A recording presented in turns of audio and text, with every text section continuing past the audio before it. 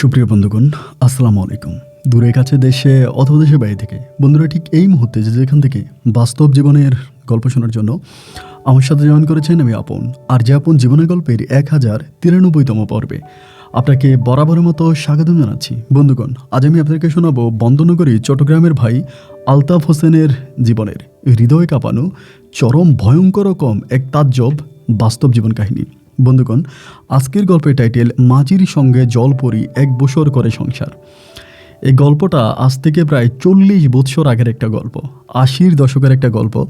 কিন্তু অবাক করা বিষয় হচ্ছে আমি অনেকগুলো গল্প পেয়েছি এই ধরনের, যেগুলোতে হচ্ছে কেউ হয়তো স্বপ্নে সংসার করে, বিভিন্নভাবে করে, কিন্তু আমাদের আজকের গল্পের আলতাফ ভাই একদম জেনে শুনে বুঝে জলপরীর সঙ্গে দীর্ঘ 1 বছর সংসার করে এবং তার সংসার জীবন কেমন কাটে এবং এই সংসার ভেঙে যাওয়ার পরে তার বর্তমান পরিস্থিতি কতটা ভয়ানক হয়, এই গল্পটাই আজ আমি আপনাকে শোনাবো। আমি আশা করব আপনার গল্পটা শুরু থেকে শেষ পর্যন্ত সবাই শুনবেন এবং গল্প শেষে চট্টগ্রামের ভাই আলতাফ হোসেনকে আপনার মতো করে একটা মন্তব্য কমেন্ট বক্সে লিখবেন। ধন্যবাদ সবাইকে। সুপ্রিয় বন্ধুগণ, আসসালামু আলাইকুম। আমার নাম মোহাম্মদ আলতাফ হোসেন, আমার বাড়ি বন্দনগরী চট্টগ্রাম। বন্ধুগণ, আমি আমার জীবনের গল্পটা শুরু করার শুরুতে আপনাদেরকে আমার পরিবারের বিষয়ে জানিয়ে রাখি। আমার পরিবারে আমি আছি, আমার বাবা আছে, মা আছে, এছাড়া রয়েছে আমার ছোট 2টা বোন সহ ছোট একটা ভাই। আমরা টোটাল 2 ভাই 2 বোন। আমাদের পরিবারটা চট্টগ্রাম শহর থেকে অনেক দূরে সবুজ শ্যামলে করা কোনো এক ছোট্ট গ্রামের এক নিম্ন মধ্যবিত্ত পরিবার। আমার বাবা পেশায় একজন মাঝি। আমি খুব ছোটোবেলা থেকে দেখে আসছি আমাদের গ্রামের পাশে এক বিশাল বড় খাল আছে। আমার বাবা খালের মানুষ এপারে ওপারে পারাপারি করে কোনোভাবে আমাদের পরিবারটাকে চালাচ্ছে। আমার বাবা যে শুধু মাঝির কাজ করে তাই নয়, আমার বাবা মাঝির কাজের পাশাপাশি জেলে হিসাবে মাছও ধরে। যেমন দিনের বেলায় আব্বা মানুষ পারাপার করে এবং রাতের বেলায় সেই নৌকাটা দিয়েই আমার বাবা আপনার ওই খালে মাছ ধরে। এমন করে আমার পরিবারটা কাটতে থাকে। ছোটোবেলা থেকে আসলে পড়াশোনা করার কোনো সুযোগ সুবিধা আমার হয়ে ওঠেনি। আমার গল্পটা 80-র দশকের একটা গল্প, প্রায় আজ থেকে 45 বছর আগের একটা গল্প। ওই সময়টাতে শিক্ষা ব্যবস্থা বাংলাদেশে এতটা উন্নতি ছিল না। যুদ্ধের পরের ঘটনা এবং যুদ্ধের পরে আমাদের দেশের অবস্থা তখন খুব ভয়ানক ছিল। প্রচুর পরিমাণের অভাব অনটনের মাঝে আমার শৈশবের দিনগুলো কাটে। খেয়ে না খেয়ে খুব দুঃখ কষ্ট যন্ত্রণায় আমি ছোটোবেলায় আমার সময়গুলো কাটাই। একটা পর্যায়ে আমি প্রায় অনেকটাই বড় হই বলতে ঠিক ততটা বড় না। আমার বয়স তখন প্রায় 8 থেকে 9 বছরের কাছাকাছি। আর আমার বয়সী ওই সময় 8-9 বছরের মানুষগুলোই দেখতে মোটামুটি প্রায় অনেকটাই বড় দেখা যাচ্ছিল। তো আমি তখন মাঝে মাঝে দিনের বেলায় আমার আব্বার সাথে নৌকাতে যাইতাম। আমার আব্বার সাথে নৌকা করে মানুষ পারাপার করতাম এবং অনেক সময় দেখা যায় যে দুপুরবেলা আমার আব্বা যখন খাইতে বসতো, খাবার খাইতো, তখন আমি 2-1টা টিপ মারতাম। মানুষ এই পার থেকে ওই পারে নিতাম, ওই পার থেকে মানুষ এই পারে আনতাম। দেখা যায় আমার বাবার কাজে অনেক বেশি সাহায্য হতো। আমার ছোটো ভাইও একইভাবে আমার বাবার কাছে আমাদেরকে সাহায্য সহযোগিতা করতো। ছোট 2 বোন ছিল, তারা তখন পরিবারের সাথেই থাকতো। এরকম করতে করতে আমি প্রায় অনেকটাই বড় হয়ে যাই। আমার বয়স তখন প্রায় 12 বছরের কাছাকাছি। একদিন অমাবস্যা রাত হলো ভয়ঙ্কর একটা রাত। সে রাতের বেলায় আমার বাবা তখন করে কি মাছ ধরার জন্য যায়। বাবা বলে যে অমাবস্যা রাতের বেলায় মাছেরা নাকি গভীর জল থেকে উপরে উঠে আসে এবং সে সময় নাকি প্রচুর পরিমাণের মাছ পাওয়া যায়। এই জন্য বাবা সারাদিন তেমন একটা নৌকা নিয়ে মানুষ পারাপার করেনি। সারাদিন প্রায় আমিই নৌকা চালিয়েছি, আমি মাঝির কাজ করেছি এবং রাতের বেলায় প্রায় সন্ধ্যার পরপরই আমার আব্বা তখন মাছ ধরার জন্য আমাদের ওই খালে চলে গেল। কিন্তু আব্বা যাওয়ার সময় অনেক বড় একটা বস্তা নিয়ে যায় এবং আব্বার ইচ্ছা ছিল যে আব্বা বস্তা ভরে ওই অমাবস্যা রাতের বেলায় মাছ ধরবে। আমাদের এলাকাতে অমাবস্যা রাতের বেলায় অনেক বেশি মাছ পাওয়া যায়, বিশেষ করে আমাদের ওই খালের মধ্যে। তো শুধু যে আমার আব্বা অমাবস্যা রাতের বেলায় মাছ ধরবে বিষয়টা এরকমও না, আমাদের এলাকার অনেকেই ওই রাতের বেলায় দিঘির মধ্যে আপনার খালের মধ্যে মাছ ধরে। যাই হোক, আমার আব্বা তখন মাছ ধরার জন্য যায়। আমি তখন বরাবরের মতো যেতে চেয়েছিলাম আমার আব্বার সাথে, কিন্তু আব্বা আমাকে নেয়নি। আব্বা আমাকে রাতের বেলায় কখনোই খালের পাড়ে দিত না। আব্বা আমাকে অনেক বেশি ভালোবাসতো। আর আমাদের ওই খালটা নিয়েও অনেক বেশি গল্প কাহিনী আছে, অনেকের মুখে শোনা। মানে আমার দাদার বাবা যিনি ছিল, তাদের মুখে শোনা এবং গুরুজনেরা বলতো যে ওই আমাদের যে খালটা আছে ওই খালের নাকি, এই খালের নিচে নাকি, ওই খালের পানির নিচে নাকি পরীদের একটা রাজ্য আছে। অনেকেই বলে ওই পরীর রাজ্য আছে এবং ওই খালের নিচে নাকি পরীরা বসবাস করে, পরীদের একটা শহর আছে এবং পরীদের থাকার মতো খুব সুন্দর একটা জায়গা আছে। এরকম করে অনেকেই অনেক কিছু বলে। ছোটবেলা থেকে মানুষের মুখে মুখে এরকম ধরনের কথাবার্তা শুনে আসতেছি। হাজেরার মা বলে একজন মহিলা ছিল আমাদের এলাকায়।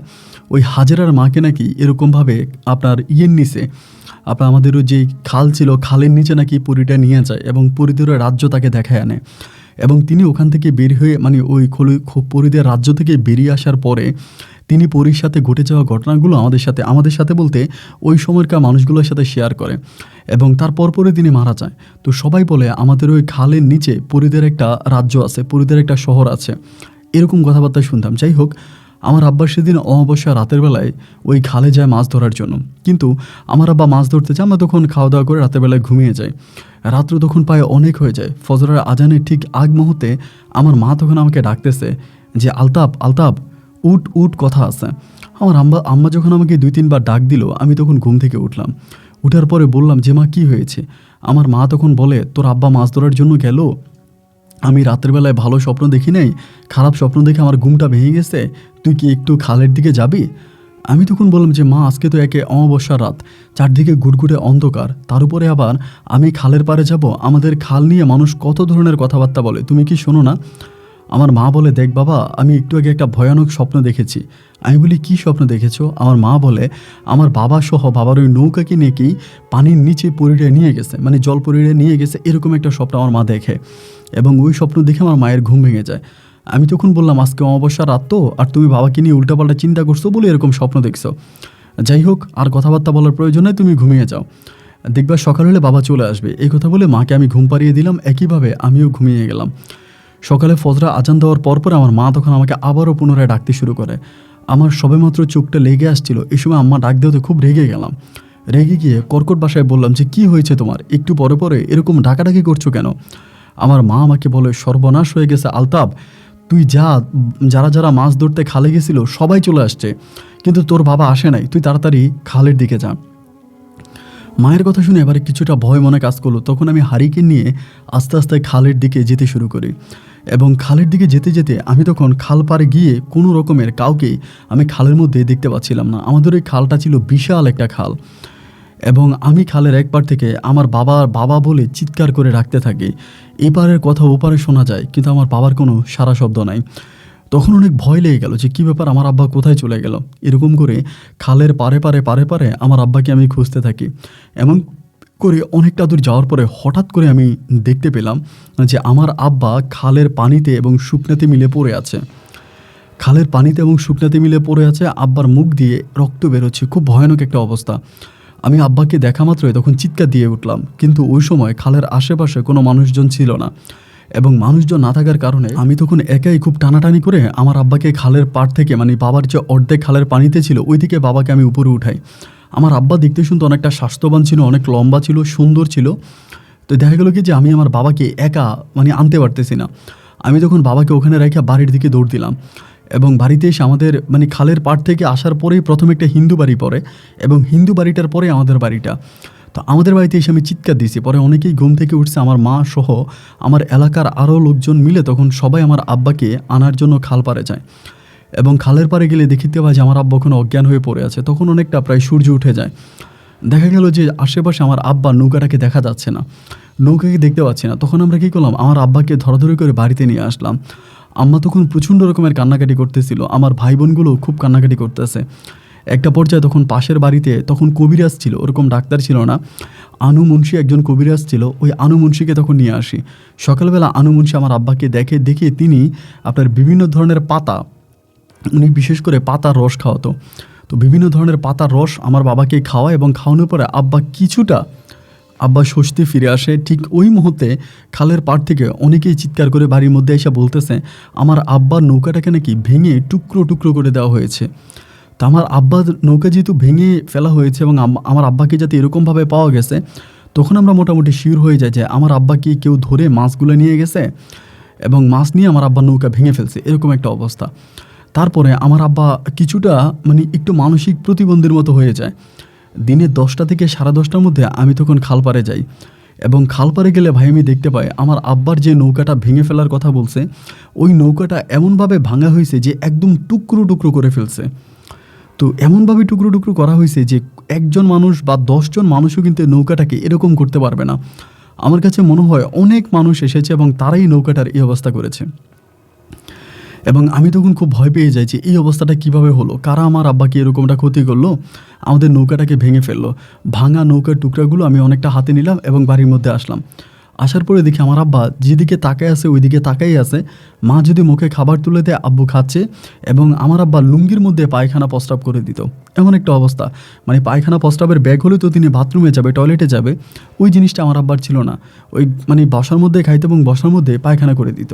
এবং সে রাতে আমার আব্বার সাথে কি হয়েছিল এই প্রশ্নটা বারবার আমার আব্বাকে আমি করি বা আমার পরিবারের অন্য মানুষগুলো করে, যে সে রাতের বেলা কি হয়েছিল, কেন বাবা এরকমভাবে মানসিক প্রতিবন্ধীর মতো হয়ে গেল। কিন্তু আমার আব্বা কোনোভাবে কোনো কিছুর কোনো সঠিক জবাব দিতে পারে না। খাবার দিলে খাচ্ছে, শুইলে শুইছে, ঘুমাইলে ঘুমাইছে, মানে একেবারে মানসিকভাবে আমার আব্বা অনেকটা ভেঙে পড়ছে। পরিবারের সবাই তখন কান্নাকাটি করতেছে। এভাবে প্রায় সপ্তাহখানি কেটে গেল এবং এরই মাঝে ওই আনুমুন্সি আমাদের বাড়িতে আসতেছে, আমার বাপের চিকিৎসা করতেছে, সেবা করতেছে। উনি ওনার মতো করে সেবা যত্ন করে যাচ্ছে, কিন্তু আমার বাবার কোনো রকমের কোনো উন্নতি নাই, কোনো কিছু নাই। পরে আমার আব্বা এবং আমার মা মিলে সিদ্ধান্ত নিল যে আমার আব্বাকে একটা ভালো কবিরাজের কাছে নিয়ে যাবে। ওই সময়তে আপনার ভালো এমবিবিএস ডাক্তার ছিল না, বড় মাপের ডাক্তারগুলো শুধু শহরের মধ্যে পাওয়া যেত। গ্রামের বেশিরভাগ চিকিৎসাগুলো করতে হচ্ছে আপনার কবিরাজ খুনার, এরাই হচ্ছে মানে গ্রামের চিকিৎসাগুলো করতো। একটা পর্যায়ে দেখা গেল তখন আমি আব্বাকে নিয়ে খুব টেনশনে পড়ে গেলাম। আব্বাকে তখন ওই কবিরাজের কাছে নেওয়া হলো এবং কবিরাজ আমার আব্বার চোখে মুখে দেখে বলতেছে আমার আব্বা ভয় পাইছে, কিছু জিনিস দেখে বা কিছু দেখে আমার আব্বা ভয় পাইছে এবং এই ভয় পাওয়ার কারণে আমার আব্বার এরকম হয়েছে। পরে কিছু ওষুধ দেওয়া হয়, এই ওষুধ অনেক তাবিজ পরা এটা ওইটা দেওয়া হয়। ওই কবিরাজের বাড়ি থেকে আনার ঠিক 4 দিনের মাথায়, হাতে গোনা ঠিক 4 দিনের মাথায় আমার আব্বা ইন্তেকাল করে। আমার আব্বা রাতের বেলায় মারা যায় এবং আব্বার মারা যাওয়ার পরে আমাদের পুরোটা গ্রাম অনেক বেশি ভারী হয়ে যায়। আব্বু যেদিন মারা গেছিলো অনেক মানুষ আমার আব্বাকে চিনে। আমার আব্বা যেহেতু নৌকা দিয়ে মানুষ পারাপার করতো, ওই পার থেকেও অনেক মানুষ আমার আব্বার জানাজার মধ্যে উপস্থিত হয়। তখন যুদ্ধের পরের ঘটনা এবং ওই সময় মানুষের বসতি অনেক কম ছিল, এখনকার মতো এত ঘন বসতি ছিল না, ফাঁকা ফাঁকা বাড়িঘর ছিল এবং মানুষ খুব মাপের কম ছিল। যাই হোক, আমার আব্বু তখন মারা গেল এবং আব্বু মারা যাওয়ার পর আব্বুকে দাফন কাফন করলাম। তখন আমাদের আসলে তেমন কোনো ইনকামের ব্যবস্থা ছিল না। আর ওই সময় দেখা যায় যে আমাদের এলাকার বেশিরভাগ মানুষগুলোই খালের মধ্যে মাছ ধরতো, খালে মাছ ধরে জীবিকা নির্বাহ করতো এবং দেখা যায় যে অনেকেই ফসল করতো। তা আমিও তখন করলাম কি, আমাদের টুকিটাকি জমি ছিল ওইগুলোর মধ্যে ফসল করতাম, ছোটো ভাই ছোটো বোনের নিয়ে ধান করতাম, এইটা ওইটা করে আমি মোটামুটি প্রায় অনেকটাই বড় হয়ে যায়। আমার বয়স তখন প্রায় 18 থেকে 19 বৎসরের কাছাকাছি। 18 থেকে 19 বৎসর যখন আমার হয় তখন আমি দেখতে পাই যে আমাদের এলাকার সব মানুষরা খালের মধ্যে যায়, খালের মধ্যে মাছ ধরে এবং খালে নৌকা চালায়, অনেক টাকা বেশি ইনকাম করে। কিন্তু আমার মা আমাকে কখনো খালের পাড়ে যেতে দেয় না। কোনো কারণে খালের পাড়ে যাব এই কথা শুনলে আমার মা রেগে যায়। মায়ের কথা হচ্ছে কোনোভাবে খালের পাড়ে যাওয়া চলবে না এবং খালের পাড়ে যাওয়া আমার জন্য সম্পূর্ণভাবে নিষেধ ছিল, সম্পূর্ণভাবে নিষেধ, যে কখনোই খালের পাড়ে যাইতে পারবি না। তখন সময়গুলো খুব ভয়াবহ হয়ে ওঠে, মানে খুব কষ্টের মধ্যে কাটতেছিল যে আম্মা আমাকে খালের পাড়ে কেন যেতে দিবে না। খালে গেলে সবাই মাছ ধরে, নৌকা দিয়া লোক পারাপার করে, অনেক টাকা পাওয়া যায়। আমি আর আমার ছোট ভাই কোনোভাবেই খালের ধারে কাছে যেতে পারি না। এরকম করতে করতে আমি প্রায় অনেক বড় হয়ে যায়। একদিন আমি আমার মাকে বলি যে মা, আমি খালের পাড়ে নৌকা চালাবো, রাতের বেলায় না হয় আমি কিছু করবো না, কিন্তু দিনের বেলা আমি নৌকা চালাবো। এবং আমার কাছে মনে হয় যে আমি ছোটোবেলা থেকে নৌকা চালিয়ে পারদর্শী, আমি অনেক ভালো নৌকা চালাতে পারি। এখন যারা খালে নৌকা চালায় ওদের থেকে আমি খুব ভালো করতে পারবো। আমারও তখন অনেক বয়স বেড়ে যায় বা পারিবারিক অবস্থা তখন খুব খারাপ, ছোটো 2টা বোন আছে, তাদেরকেও বিয়ে দিতে পারতেছি না।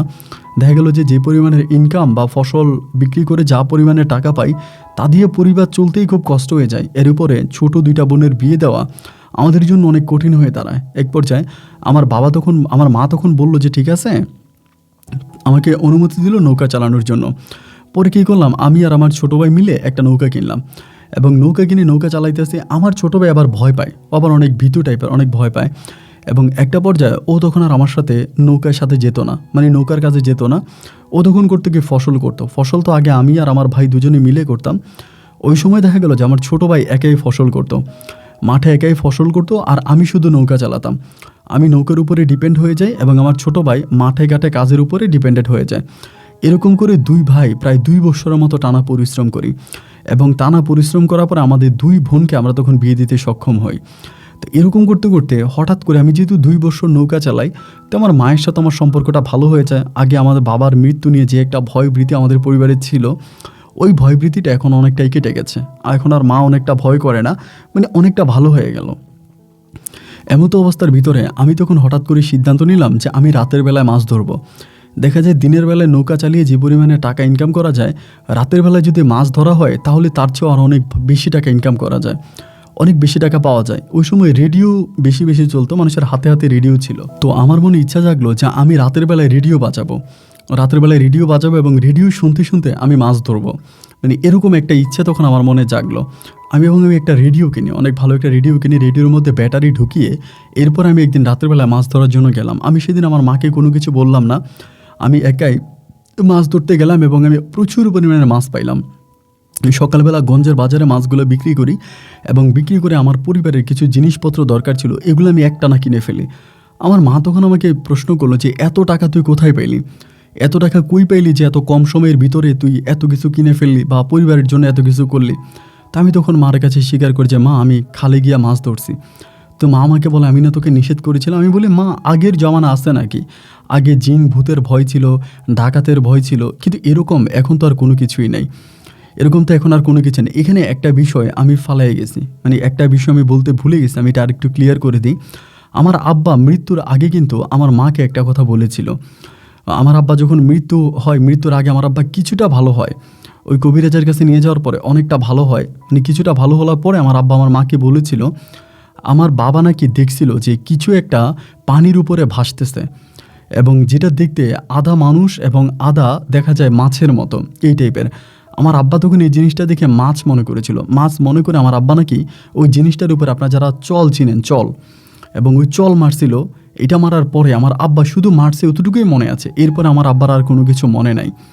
তো এই কথাটা আমার আব্বা কী করে আমার আম্মাকে বলে, আমার আব্বা মারা যাওয়ার পর আমার মা আমাদেরকে এটা বলে। তো মা আমাকে ওই দিন বলে, যেহেতু মা জানতে পারছে যে আমি খালে গিয়া মাছ ধরি, তো মা আমাকে বললো যে ঠিক আছে, তবে খবরদার রাতের বেলায় যদি মানুষের আকৃতির কোনো কিছুকে দেখতে পাস যে পানির মধ্যে ভাসতেছে, দেখা গেল যে তোর বাবা যেরকম দেখেছিল আধা মাছ আধা মানুষ, এই টাইপের কোনো কিছু যদি তুই খালের মধ্যে দেখতে পাস, তাহলে কিন্তু এদেরকে ধরবি না, এদেরকে বিরক্ত করবি না, এদেরকে দেখা মাত্রই চলে আসবি।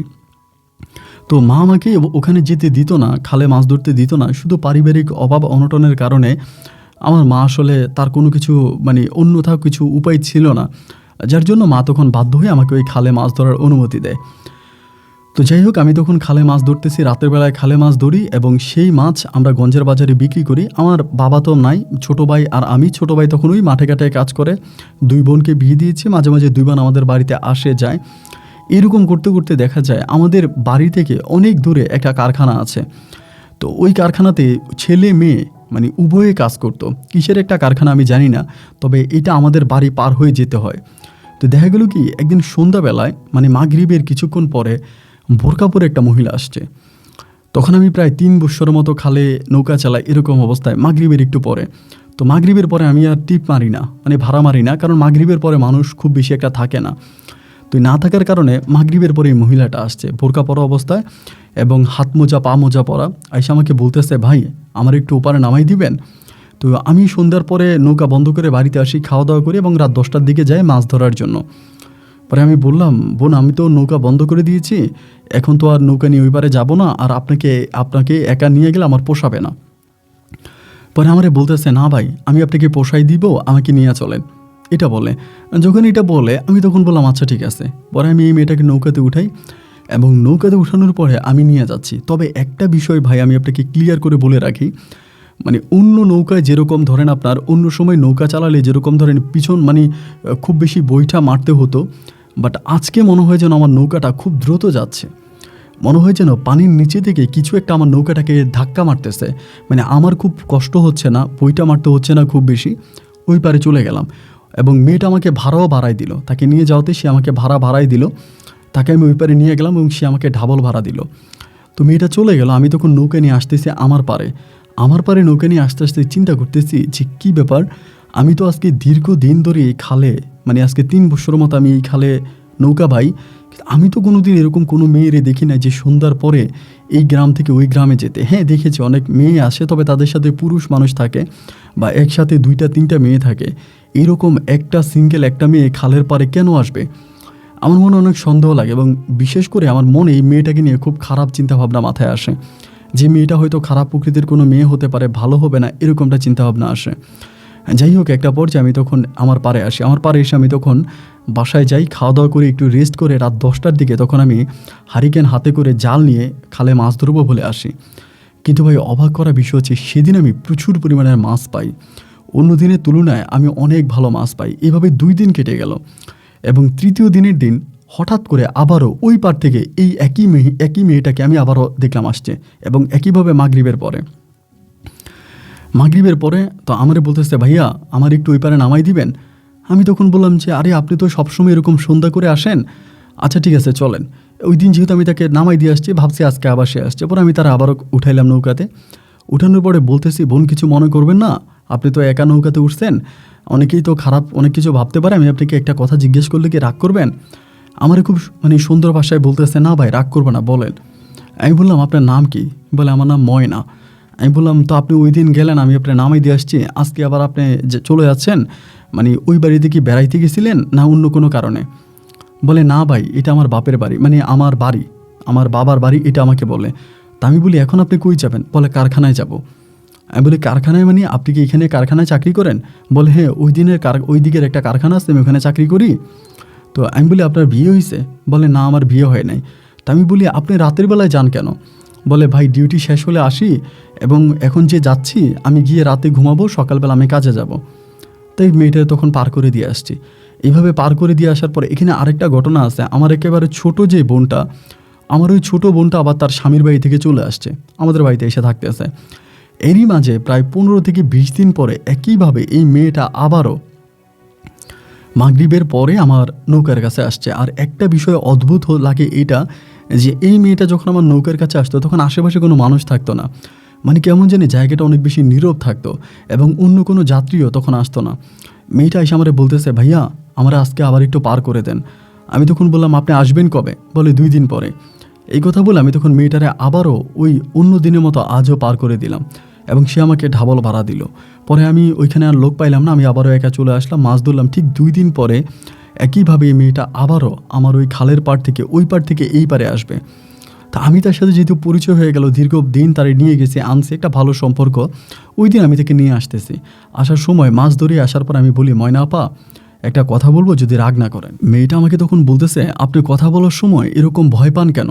আপনি তো মানুষ, আমিও মানুষ, বলতে পারেন কি কথা। আমি বললাম, না আমার একটা ছোটো বোন আছে, দেখতে শুনতে মাশাআল্লাহ অনেক সুন্দর, ভালো। আমার এই বোনটাকে বিয়ে দিয়েছিলাম, স্বামীর সাথে সম্পর্কটা ভালো হয় নাই, এবং যার জন্য আমার বোনটা তার স্বামী ছেড়ে আমার বাড়িতে চলে আসে। তো আপনারা যেহেতু ওই কারখানায় কাজ করেন, আমার বোনটাকে একটা কাজ দিতে পারবেন? যদি কাজ দেন তাহলে আমার বোনটা আপনাদের সাথে কাজ করবে। পরে আমারে বলতেছে, ভাই আমি তো কারখানায় নতুন কাজ করি, তা আমি তো আসলে জানি না। আচ্ছা ঠিক আছে, আমি কারখানায় গিয়ে কথা বলবো, যদি হয় তাহলে আমি আপনাকে জানাবো। তো ওই সময় তো আসলে কোনো মোবাইল ফোন টোন ছিল না, শুধুমাত্র রেডিওর মধ্যে আমরা খবর শুনতাম, রেডিওর মধ্যে সব কিছু, শুধু মোবাইল ফোন নয়, ভালো কোনো একটা টিভিও ছিল না এলাকাতে। এবং যদিও 1-2টা টিভি ছিল, তবে সেগুলো ছিল সাদা কালো। সন্ধ্যা থেকেই ওই টিভি দেখার মানুষের হিড়িক লেগে যেত, ছেলে মেয়ে বুড়া বৃদ্ধ সবাই একইভাবে টিভি দেখার জন্য যেত। ওই সাদা কালো 14 ইঞ্চি টিভি দেখার জন্য মানুষ পাগল হয়ে যেত। যাই হোক, এভাবেই তখন সময়টা কাটতে থাকে, এবং একটা পর্যায়ে আমি তখন এভাবে যাইতাম। তার কিছুদিন পরে, প্রায় মাসখানিক পরে, এই মেয়েটা একইভাবে, ময়না মেয়েটা তখন আবারও আমার সাথে এই পার থেকে ওই পারে যাবে, এবং মেয়েটা যতবার আসে আমি বারবার বলি ততবারই খুব একা থাকে। একা বলতে খালটা খুব একা থাকে, কোনো মানুষজন থাকে না। তারপরে আমি তারে খালের ওপারে পার করার সময় আমি বলতেছি, ময়না আপনি তো বলেছিলেন যে আমার বোনটারে ওইখানে কাজের ব্যবস্থা করে দিবেন, কিন্তু আপনি তো আমার বোনটারে কোনো কাজের ব্যবস্থা করে দিলেন না। আপনি কি কোনো কাজের ব্যবস্থা হয়েছে? যদি হয় তাহলে এবার যাওয়ার সময় আমার বোনটাকে আপনার সাথে করে নিয়ে যাবেন। মেয়েটা আমাকে বলে, দেখেন আমি মালিকের সাথে কথা বলেছি, মালিক বলেছে এখন আর কোনো লোক লাগবে না, আমাদের কারখানায় পর্যাপ্ত লোক আছে, এখন আর মালিক আপাতত কোনো লোক নিবে না, তো আপনার বোনকে অন্য কিছু একটা করতে বলেন, এরকম করে আমাকে তখন সে বলে। তা বলার পরে আমি তখন ধরেন আর তার সাথে আমার কোনো কথা হয় না। এবার আমি তাকে দিয়ে আসি। এর পরের দিন আমি যখন তাকে নিয়ে আসি, এর পরের দিন বলতে ঠিক 2 দিন পরে আমি যখন তারে নিয়ে আসি আমি কিন্তু কখনোই আসলে তার চেহারা দেখার জন্য মানে তার মুখটা দেখার জন্য কোনো রকমের কৌতূহল আমার মনে জাগে নাই। কিন্তু ওই দিন কেন জানি আমার মনের ভিতরে হঠাৎ করে জাগলো যে মেয়েটা দেখতে কেমন আমি একটু দেখব। কারণ ওই দিন মেয়েটা কী করছে, মুখের মধ্যে যেই হিজাব বা যেটা পরতো এটা পরে নাই। এটা না পরে আবার এখানে আরেকটা বিষয় আছে, আমি কিন্তু মাঝে মাঝে এই মেয়েটা কোন বাড়িতে যায় আমি ওরে বাড়ির ঠিকানা জিজ্ঞেস করলে ও কিন্তু বাড়ির ঠিকানা বলতো না। তো বাড়ির ঠিকানা না বলার কারণে আমি অনেক দিন ওকে নৌকা থেকে নামাই দিয়ে ওর পিছে পিছে যাইতাম যে ও আসলে কোন বাড়িতে যায় কোন ঘরে যায় ওইটা দেখার জন্য। কিন্তু ও যেতে যেতে যে কোন দিকে হারায় যেত আমি ওরে খুঁজে পেতাম না। তো সেদিন দেখা গেল আমি এই মেয়েটার চেহারা দেখার জন্য খুব চেষ্টা করতেছি এবং ও বুঝতেছে যে আমি ওর দিকে একটু খারাপভাবে তাকাচ্ছি, ওকে দেখার জন্য চেষ্টা করতেছি। তো যাই হোক, ও তখন করলো কি, মানে আমি ওকে দেখতে পারলাম না, ও তখন চলে গেছে। এবং সেদিন রাতের বেলায় আমি স্বপ্নে দেখতেছি, আমাকে স্বপ্নে দেখাইতে আছে যে আমাকে দেখার জন্য এত শখ কেন আপনার, আমাকে দেখার জন্য এত স্বাদ কেন, আমি মানুষ নই, আমি একটা জিন, আপনি আমাকে দেখার চেষ্টা করবেন না, আপনি যদি আমাকে দেখার চেষ্টা করেন তাহলে আপনার বড্ড ক্ষতি হবে। কালো বোরকা পরিহিত একটা মেয়ে আমাকে এই কথাটা বলে যায়। তো স্বপ্নের মধ্যে আমি এই জিনিসটা যখন দেখি আমার তখন প্রচণ্ড ভয় লেগে যায়, মানে আমি প্রচুর ভয় পাই যে আল্লাহ আমি এটা কী দেখলাম, এরকম ভয়ানক একটা দৃশ্য আমি তো জীবনে কখনো দেখি নাই, আল্লাহ আমার এটা কী দেখাইলো। এবং এরপরে দেখা গেল মানে এরপর থেকে এই মেয়েটাকে আমি যেদিন এরপরে আবারও দেখলাম, মানে কারখানা থেকে যাওয়ার সময় আমার নৌকায় উঠলো, আমি তাকে নৌকার ঘাট পার করাইতেছি এবং তার সাথে সেদিন আমি পর্যাপ্ত কথা বলি, অনেক কথা বলার পরে সেদিন আমি তারা নামাই দিছি। এবং আমার টার্গেট মানে আমার চিন্তা সে আসলে কোথায়, মানে কোন জায়গায় যায়, কোন বাড়িতে যায় এটা আমি দেখব। এইটা দেখার জন্য তখন আমি তার পিছু নিলাম। সন্ধ্যার পরে মাগরিবের পরে তার পিছু নিলাম, তার পিছনে হাঁটতে হাঁটতে হাঁটতে হাঁটতে হঠাৎ করে ও একটা বাড়ির মধ্যে ঢুকলো। একটা খন্দকার বাড়ি বলে একটা বাড়ি আছে, খন্দকার বাড়ির ভিতরে ঢুকলো। ঢুকার পরে কোন বাড়িতে গেছে এটা আমি জানি না। এর পরের দিনে খন্দকার বাড়ির এক লোক, বয়স্ক একটা লোক তখন আমার নৌকায় আসছে ওনার ওই পারে নিয়ে যাওয়ার জন্য। আমি তখন ওই খন্দকার বাড়ির লোকটারে জিজ্ঞেস করলাম যে আপনাদের বাড়িতে কার মেয়ে শহরের ওই কারখানায় চাকরি করে, এটাকে জানেন, এ কথা জিজ্ঞেস করে। উনি বলে আমাদের বাড়িতে কাজ করার মতো কোনো মেয়ে তো নাই, যে আমাদের বাড়িতে এরকম কোনো মেয়ে তো নাই যে শহরে গিয়ে কাজ করে। আমি বললাম গতকালকেও সন্ধ্যার সময় একটা মেয়ে আপনাদের বাড়িতে ঢুকছে, যে মেয়েটা কারখানায় কাজ করে, অমুক কারখানায় কাজ করে আমাকে বললো। পরে আমারে বলতেছে আরে না, এরকম কোনো মেয়ে তো নাই, আমাদের বাড়িতে এরকম কোনো মেয়ে নাই যে কারখানায় কাজ করার মতো কোনো মেয়ে আমাদের বাড়িতে নাই, আমাদের বাড়িতে এই বয়সে কোনো মেয়ে নেই, বিয়ের বয়সে কোনো মেয়ে নেই, এ কথাই বৃদ্ধ আমারে বলতেছে। ভাই আমার ভিতরে তখন প্রচণ্ড সন্দেহ ঢুকে যায় যে আসলে এই ঘটনাটা কি, মানে এইটা আমি কি দেখলাম বা কি শুনলাম বা এই মেয়েটা কে হতে পারে। তো ওই বৃদ্ধ যদি তার বাড়ির কোনো মেয়ে হয়ে থাকে তাহলে তো সে জানবেই। এবার আমি শুধু অপেক্ষা করি যে এই মেয়েটা কবে আসবে, আমি কবে তারা আবার নৌকায় উঠাবে এবং তার সম্বন্ধে আরও ডিটেলসে জানার চেষ্টা করি। এমন করে সময়গুলো কাটতে কাটতে একদিন ঠিকই মাগরিবের পর আমি তারা আবারও পাইলাম। তো পাওয়ার পরে তখনও কিন্তু আমার মনের ভিতরে কোনো ভয় কাজ করে না, তখন পর্যন্ত কোনো ভয়ে নাই যে মেয়েটা কোত্থেকে আসে বোরকা পরা অবস্থায়, তারে আমি খাল পার করে দিই, এটার তো ভয়ানক একটা অবস্থা, কিন্তু তার কোনো ঠিকানা আমি সঠিকভাবে জানি না, সে বলতেও চায় না। এবং সে আসার পরে অন্য কোনো প্যাসেঞ্জার ওই সময় বা কাস্টমারও আসে না, সবসময় নৌকা ফাঁকাই আমি তাকে নিয়ে যাই। এবার আমি তাকে নৌকাতে উঠে বলতেছি ময়না, আচ্ছা আপনার বাড়িটা কি ওইটা, বাড়ির নামটা জিজ্ঞেস করি। মেয়েটা তখন আমাকে বলে আপনি আমার বাড়ির সম্বন্ধে জানার জন্য এত চেষ্টা কেন করেন। আমি তখন বললাম বারে আপনার বাড়ির সম্বন্ধে জানার কোনো চেষ্টা কি আমার হতে পারে না, আমি আপনার বাড়ির সম্বন্ধে জিজ্ঞেস করি। মেয়েটা তখন আমাকে একটা কথা বলে, আপনি আমার সম্বন্ধে যদি সব কিছু জানেন তাহলে আপনি এখানে আর নৌকা চালাবেন না, এখানে নৌকা চালানো বন্ধ করে আপনি চলে যাবেন। তো আমি বললাম যে মানে আপনি এই কথা আমাকে কেন বলতেছেন যে আমি আর নৌকা চালাবো না, আপনি কি আমাকে ভয় দেখাচ্ছেন। বলে আপনি যা মনে করেন তাই, আর আমার সাথে কথা বাড়াইয়েন না, আমার ওই পারে নিয়ে নামাইয়ে দেন।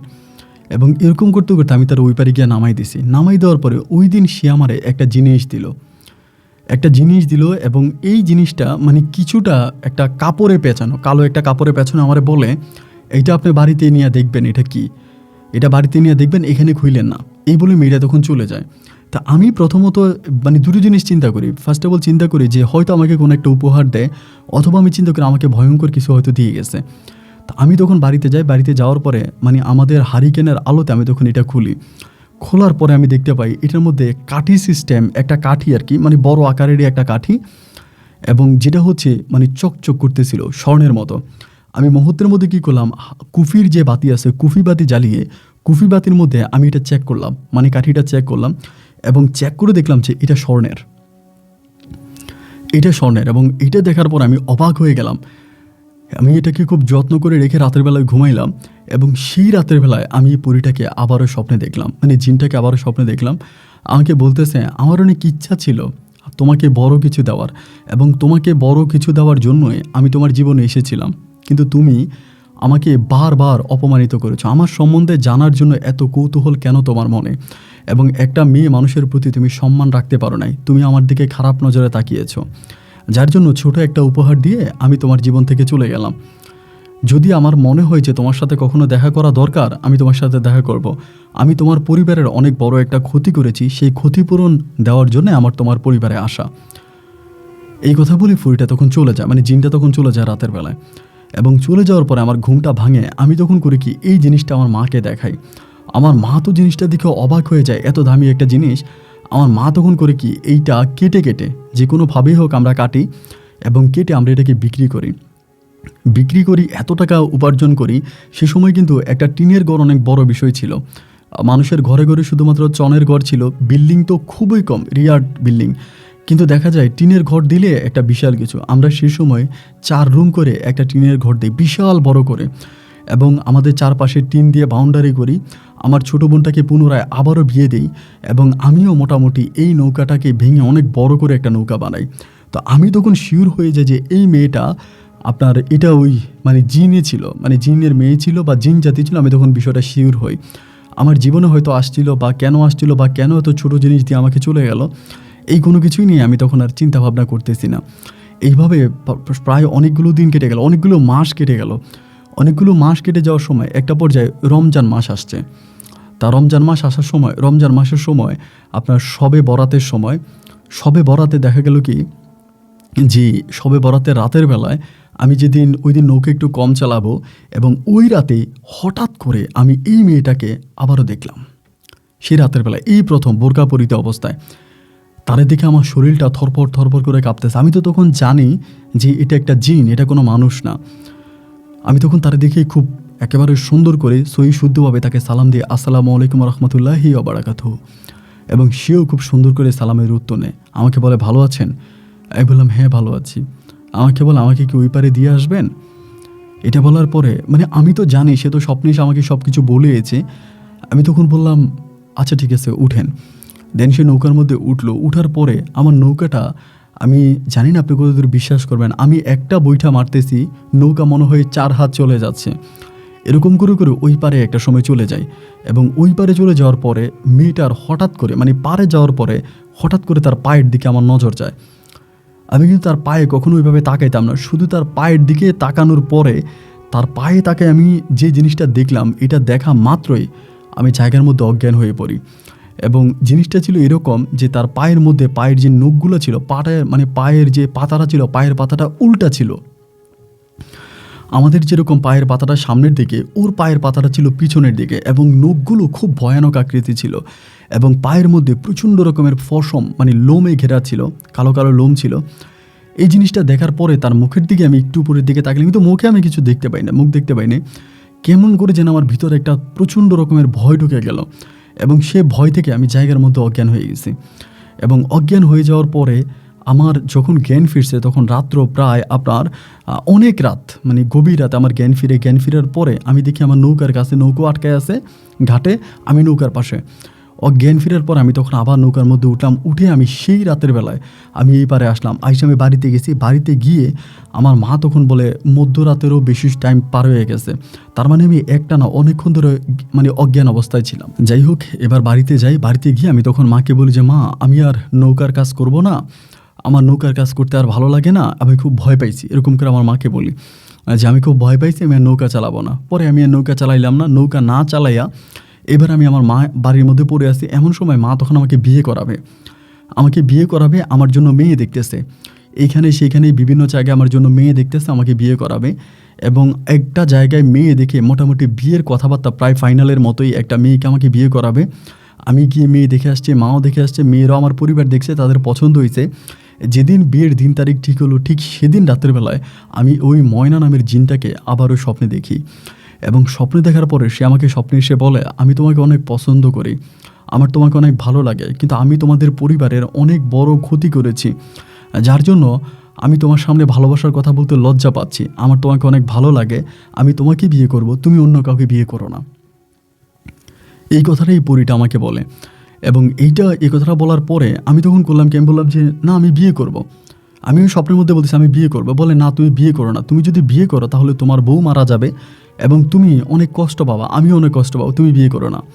সকালবেলা উঠে আমি তখন এই বিষয়টা আমার মাকে জানাইলাম যে মা, এমন এমন ঘটনা, রাতের বেলা আমি এরকম একটা স্বপ্ন দেখেছি। আমার মা তখন আমাকে বলে এগুলো কুসংস্কার, এগুলো কোনো কথা না।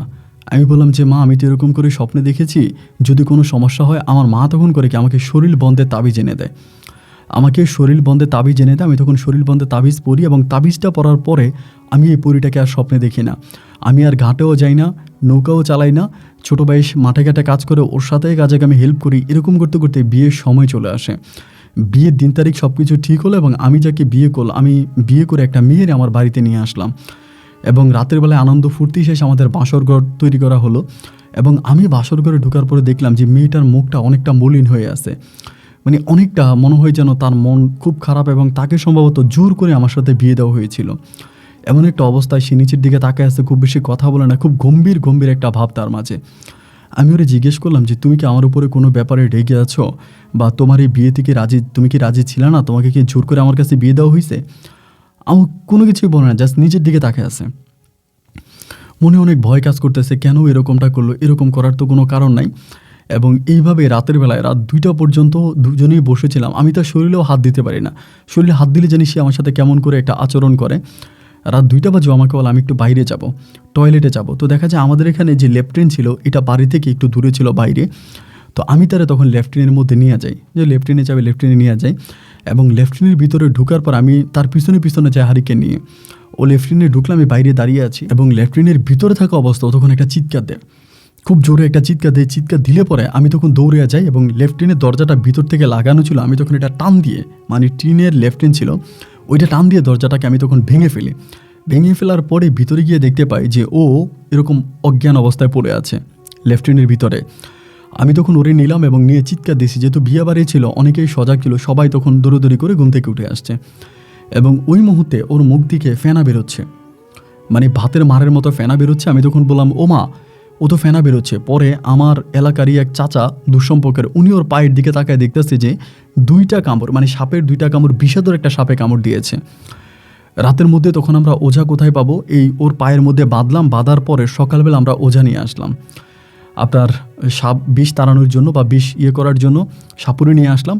এই সাপুরে এসে বলতেছে ও মারা গেছে, বলে মারা গেছে এবং তারে খুব ভয়ঙ্কর একটা সাপে কামড় দিয়ে মারছে। তো সেই থেকে আমার মনের ভিতরে একটা ভয় ঢুকে যায় যে পরীটা তো আমাকে বলেছিল যে তুই যাকে বিয়ে করবি সে মারা যাবে এবং তুইও অনেকটা বিপদে পড়বি। ওর মৃত্যুর পিছনে ওর বাবা মা আমাকে দায়ী করে। ওর বাবা মা বলে যে আমি নাকি ওকে মেরে ফেলেছি, ওকে যে সাপে কামড় দিয়ে মারছে ওর বাবা মা এটা বিশ্বাস করে না। ওর বাবা মা বলে যে আমার নাকি অন্য কারোর সাথে সম্পর্ক ছিল, সেই থেকে ওকে মারা হয়েছে। কিন্তু ওর মুখ থেকে ফেনা বেরোচ্ছে এবং ওর পায়ের মধ্যে সাপের কামড় স্পষ্ট দেখা যাচ্ছিল, এটা আমাদের এলাকার সবাই দেখেছে। কিন্তু তারপরও তার বাবা মা সম্পূর্ণভাবে আমাকে ডাউট করে, আমাকে সন্দেহ করে। এরপরে দেখা গেল ওর লাশ আমরা দাফন করে ফেলি। দাফন করার পরে আমি তখন মারে বলি, মা তোমার মনে আছে ওকে বিয়ে করার আগে আমি একটা পরীকে স্বপ্নে দেখেছিলাম, পরী আমাকে বলেছিল সে আমাকে পছন্দ করে, আমি যদি অন্য কোথাও বিয়ে করি তাহলে আমার বউ মারা পড়বে, এই কথা পরী আমাকে বলেছিল। এরপর আমার আম্মা বলে এগুলো কুসংস্কার, এই সমস্ত কথা আর বলিস না, এগুলো বাদ দে। এইভাবে প্রায় আপনার 7 মাসের মতো কেটে গেল। ওই 7 মাসে আমি আর পরীটাকে স্বপ্নেও দেখি না, আমি আর ঘাটেও যাই না, আমি ছোটো ভাইয়ের সাথে কীভাবে মাঠে ঘাটে কাজ করি। এরকম করতে করতে 7 মাস পরে আমার মা তখন করলো কি, আমার ছোটো বোনের শ্বশুর বাড়ির এলাকায় একটা মেয়ে আমার জন্য ঠিক করলো এবং ওই মেয়েটারও আগে একটা বিয়ে হয়েছে। এবং বিয়ে হবার পরে ওই মেয়েটাকে আমি তখন বিয়ে করব এমনভাবে পারিবারিকভাবে কথাবার্তা চলতেছে পরে আমি তখন মেয়েটাকে বিয়ে করলাম এবং ছোটোখাটো করে একটা অনুষ্ঠান করে মেয়েটাকে আমি বিয়ে করে আমার বাড়িতে আনলাম। এবং মেয়েটা যথেষ্ট পরিমাণের ভালো ছিল, ধার্মিক ছিল, নামাজি ছিল, 5 ওয়াক্ত নামাজ পড়তে খুব ভালো ছিল। এবং বিয়ের পরও তার সাথে আমার দিনগুলো খুব ভালোই কাটতেছিল এবং আমাদের মাঝে কোনো ঝামেলা ছিল না, কোনো ঝগড়া ছিল না, কোনো মারামারি ছিল না, মানে দুজন দুজনকে খুব ভালোবাসতাম, দুজন দুজনের মাঝে খুব গভীর প্রেমের সম্পর্ক ছিল। এই মেয়েটা আমার সাথে প্রায় 1.5 মাসের মতো সংসার করে। 1.5 মাস আমাদের সংসার হয়। 1.5 মাস পরে একদিন রাতের বেলায় ও আর আমি ঘুমিয়ে আছি, কোনো সমস্যা নাই। রাত্রে হঠাৎ করে আমি কেমন জানি একটু আবসা আবসা ধরনের একটা খারাপ স্বপ্ন দেখি। খারাপ স্বপ্নে দেখে আমার ঘুমটা তখন ভাঙার পরে আমি দেখলাম যে ও আমার পাশে নাই, এবং ও আমার পাশে না থাকার পরে এরপরে আমি ওরে খোঁজার জন্য ঘর থেকে হারিকে নিয়ে বের হওয়ার পরে ভাই আমি দেখতে পাই আমাদের বাড়ির সামনে একটা গাছ আছে, ওই গাছের মধ্যে ও ফাঁসি দিয়ে ঝুলে আছে। এটা ওকে বিয়ে করা প্রায় 1.5 মাস পরের ঘটনা। ও যখন এইভাবে ফাঁসি দিয়ে ঝুলে আছে আমি তখন চিৎকার দিয়ে উঠে, আমার মা তখন ঘুম থেকে উঠে এবং বাড়ির সবাই তখন উঠে দেখে যে এরকমভাবে ও ফাঁসিতে ঝুলে আছে। এবং মুহূর্তের মধ্যে গ্রামবাসী সবাই ধরে তাকে ফাঁসিতে ঝুলানো থেকে তাকে মাটিতে নামায়, এবং নামানোর পরে ওই মধ্যে ওর বাপ মা তখন আমার নামে মামলা করে দেয়। মামলা করে দেয় এটা যে আমি ওর মেয়েকে টর্চার করে মানসিকভাবে অত্যাচার করেছি, এবং সেই অত্যাচারে অত্যাচারিত হয়ে তার মেয়ে সহ্য করতে না পেরে আত্মহত্যা করেছে। এরকম করে আমার নামে একটা মামলা করা হয়। ওর দাফন হয়ে যাওয়ার পরে আমাকে তখন পুলিশ ধরে নিয়ে যায়। তো পুলিশ ধরে নিয়ে যাওয়ার সময় আমি যখন জেলখানায় থাকা অবস্থায় গোসল করতে গিয়ে একদিন গোসল করি, এবং গোসল করতে গিয়ে আমার হাতে যে তাবিজটা ছিল ওই তাবিজটা আমি হারিয়ে ফেলি। মানে হাতের তাবিজটা আমি হারিয়ে ফেলি, এবং তাবিজটা যেদিন হারিয়ে ফেলি আমি তাবিজটাকে অনেক খুঁজি, কোথায় জানি পড়ে যায় আর পাই না। এবং তাবিজটা যেদিন আমার হাত থেকে পড়ে যায় সে রাতের বেলায় আমি এই ময়না নামের পরীটাকে আবারও স্বপ্নে দেখি। সেদিন খেয়ে সে খুব রাগান্বিত ছিল, মানে প্রচণ্ড রকমের রাগান্বিত, খুব রেগে আমার কাছে আসছে এবং আমাকে তুই তাই করে সম্বোধন করতেছে।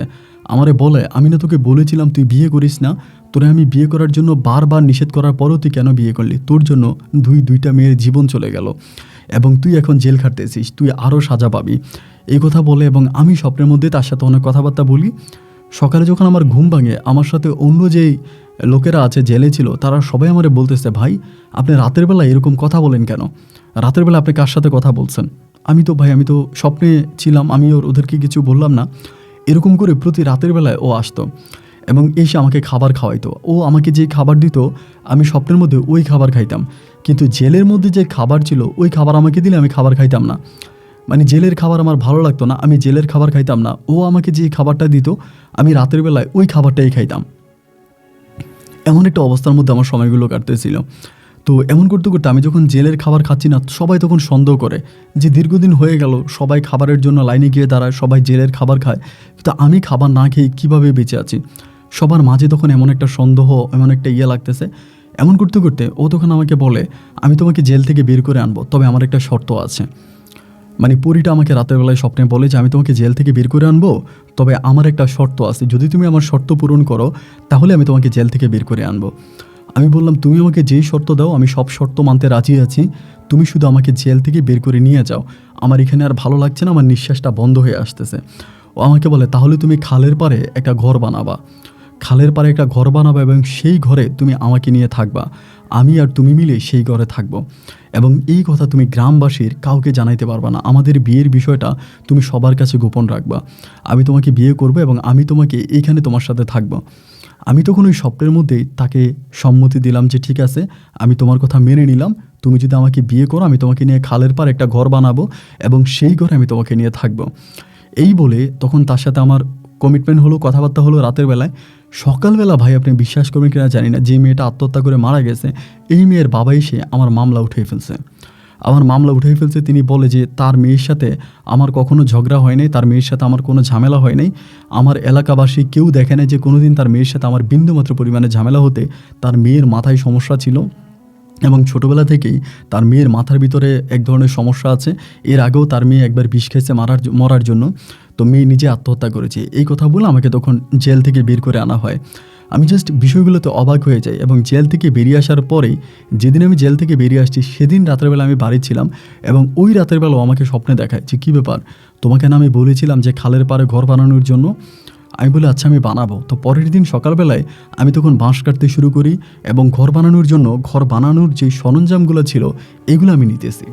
এমতো অবস্থার ভিতরে গ্রামের সবাই তখন আমাকে জিজ্ঞেস করে যে কী ব্যাপার আলতাফ, তুমি এরকম বাঁশ বানাচ্ছ কেন, এত ঘর বানাচ্ছ কেন, তুমি কি চাচ্ছ বা তুমি করবা কি? আমি তখন বললাম যে আমি খালের পাড়ে একটা ঘর বানাবো, আমি খালের পাড়ে ঘর বানিয়ে থাকবো, আমি এইখানের মধ্যে আর থাকবো না, এই সমাজের মধ্যে আমি থাকবো না। এবং সবাই তখন মনে করে এই যে আমি দুইটা বিয়ে করেছি, আমার বউ মারা গেছে, এবং প্রথম বউটা মারা যাওয়ার পরেও সবাই আমাকে সন্দেহ করেছে যে আমি আমার বউকে নিজে মেরে ফেলেছি, এবং দ্বিতীয় বউটা মারা যাওয়াতে সবাই পরিপূর্ণভাবে আমাকে দোষী করলো, এবং আমার বউয়ের জন্য আমার নিজের জীবনটা এভাবে তছনছ হয়ে গেল। আমি সমাজ থেকে একটু দূরে থাকতে চাই। এই কথাই সবাই চিন্তা করলো। সবাই চিন্তা করার পরে আমি তখন, আমার মা আমাকে প্রচুর বাধা দিয়েছিল, আমার ছোট ভাই ছোট বোন পরিবারের প্রত্যেকটা মানুষ আমাকে বাধা দিয়েছিল যে আপনি কেন খালের পাড়ে ঘর বানাবেন, এখানে কোনো মানুষ থাকে না রাতের বেলায়, আপনি ওখানে কেন ঘর বানাবেন। আমি তখন আমার পরিবারের প্রত্যেকটা কথাকেই ডিনাই করে ওখানে আমি তখন একটা ঘর তৈরি করি। এবং ঘর তৈরি করার পরে একদিন রাতের বেলায়, এইটা আমি আসলে জীবনে কখনোই ভুলতে পারবো না, আমার মৃত্যু পর্যন্ত মনে থাকবে। একদিন ঘরটা বানানোর পরে রাতের বেলা আমি একাই ওই ঘরের মধ্যে শুয়ে আছি। আমার ভিতরে কেমন জানি তখনই এক্সট্রা এক ধরনের সাহস কাজ করতো, খুব সাহস কাজ করতো। আমি ঘুমিয়ে আছি, এবং ঘুমিয়ে থাকা অবস্থায় কে জানি একটা নারী কণ্ঠে আমাকে আমার ঘরের দরজায় এসে ডাকতেছে, আলতাফ আলতাফ বলে দুইটা ডাক আমাকে দিল। দুইটা ডাক দেওয়ার পর আমার তখন ঘুমটা ভাঙলো। আমি তখন ঘরের দরজাটা খুললাম। খোলার পরে আমি এমন একটা মানুষকে দেখতে পেলাম, যে মানুষটাকে আমি স্বপ্নে এর আগেও অনেকবার দেখেছি, কিন্তু স্বপ্নে তাকে যতটা সুন্দর লেগেছে, বাস্তবে সে আরও বেশি সুন্দর। এতটাই সুন্দর যে আসলে আমি বলে বোঝাতে পারবো না। তার চেহারার দিকে তাকালে যেন চোখ সরে না, চোখের পর্দা সরে না, এরকম সুন্দর একটা মেয়ে। আমি তখন তার দরজা খুললাম, তারে নিয়ে ঘরের ভিতরে আসলাম, এবং আমি তার সাথে রাতের বেলায় একসাথেই শুয়েছি, ঘুমিয়েছি, এবং আমাদের মাঝে সরাসরিভাবে শারীরিক সম্পর্কও হয়। এবং সম্পর্ক হওয়ার একটা পর্যায়ে ও আবার চলে যায়, মানে সকাল হওয়ার আগেও চলে যায়। আমি ঘরের দরজা লাগিয়ে রাখি, ঘরের দরজা লাগিয়ে আমি শুই। কিন্তু ঘুম ভাঙার পরে আমার যখন ঘুম ভাঙে, মানে আমি দেখতে পাই যে জিনিসগুলো জাস্ট আমার স্বপ্নের মাধ্যমে হচ্ছে, মানে আমি স্বপ্নের মাধ্যমে এই জিনিসগুলো দেখতেছি, স্বপ্নের মাধ্যমে ও আমার কাছে আসতেছে, আমি ওর সাথে থেকেছি, এই সবই স্বপ্নের মাধ্যমে হচ্ছে। এরপরে আবারও একইভাবে, এর পরের দিন ও একইভাবে আবারও আসে রাতের বেলায়, এসে আমাকে ডাকে, আমি তারে ডেকে আনি। তখন কিন্তু আমার হিতাহিত জ্ঞান থাকে, আমি দরজা খুলি, তাকে ভিতরে আনি, সে আমার সাথে রাতে থাকে এবং সে চলে যায়। এভাবেই বেশ কয়েকদিন কেটে গেল, এবং তখন আমার খাওয়া দাওয়ারও কোনো সমস্যা হতো না। সবাই মনে করতো হয়তো আমি রাতের বেলায় মাছ ধরি, মাছ বিক্রি করি, এরপরে মনে হয় আমি খাবার দাবার কিনি, চাউল টাউল এটা ওইটা কিনি। আসলে আমার খাবারের যত জিনিস ছিল সব কিছুই ময়না দিয়ে যাইতো। সবসময় ময়না আসার জন্য হাতের মধ্যে একটা খাবারের থলি নিয়ে আসতো, ওইটার মধ্যেও খুব মজাদার খাবার রান্না করে আনতো। ওই খাবার ও আর আমি একসাথে খাইতাম। এরকম করতে করতে বেশ কয়েকদিন কেটে যাওয়ার পরে আমি একদিন ওরে বলতেছি, ময়না তুমি যখন আমার কাছে আসো, আমার কাছে মনে হয় আমাদের এই সম্পর্কটা স্বপ্নের মধ্যে হয়। আমি আসলে সব কিছু বাস্তবে দেখতে চাই, আমি সমস্ত কিছু বাস্তবে দেখতে চাই, এবং আমি তোমার সাথে বাস্তবে সংসার করতে চাই। আমার কাছে স্বপ্নের মধ্যে তুমি আসো, স্বপ্নের মধ্যে আমার সাথে দেখা করে যাও। আমার কাছে এই সম্পর্কটা কেমন জানি একটু তিতলা মনে হচ্ছে। আমি চাই যে তুমি আমার কাছে সরাসরি আসো, আমি তোমার সাথে সরাসরি থাকি, সরাসরি সংসার করি। এটা বলার পরে ও তখন একটা মুচকি হাসি দেয়, হাসি দিয়ে আমাকে বলে, আচ্ছা ঠিক আছে, তবে আমাকে দেখলেই ঠিক থাকতে পারবা তো? আমি বললাম পারবো। এই কথা বলার পরে ও তখন করে কি আমাকে একটা নাড়া দেয়, মানে আমার শরীরে ধরে, আমার শরীরে টাচ করার পরে একটু ভিন্নভাবে টাচ করে, এবং টাচ করার পরে আমার তখন হঠাৎ ঘুমটা ভেঙে যায়। মানে আমি সব স্বপ্নের মধ্যেই করতেছি। ঘুমটা ভাঙার পরে আমি দেখি আমার পাশে একটা মেয়ে বসে আছে, যার মুখের দিকে তাকিয়ে আমি জায়গার মধ্যে জ্ঞান হারিয়ে ফেলি।